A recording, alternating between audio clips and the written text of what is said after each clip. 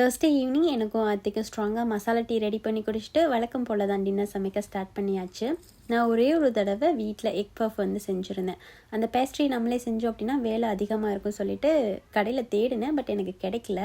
அதனால் இங்கே வந்துட்டு ஃப்ரோசன் பராட்டா கிடைக்கும். ஸோ அதை வச்சு செஞ்சுருந்தா ரொம்ப நல்லா வந்திருந்தது. பட் இன்றைக்கி என்டிசி போகும்பொழுது இந்த பஃப் பேஸ்ட்ரி பார்த்து நான் வாங்கிட்டு வந்தாச்சு. நட்டலா வச்சு மினி பஃப் மாதிரி செஞ்சுருந்தேன். எப்படி வந்துச்சுன்னு சொல்லி வீடியோட கடைசியில் காட்டுறேன். தம்பி 2 நாளாகவே நூடுல்ஸ் கேட்டாங்க. அதுவும் வந்துட்டு சூப் நூடுல்ஸ் தான் கேட்டிருந்தாங்க.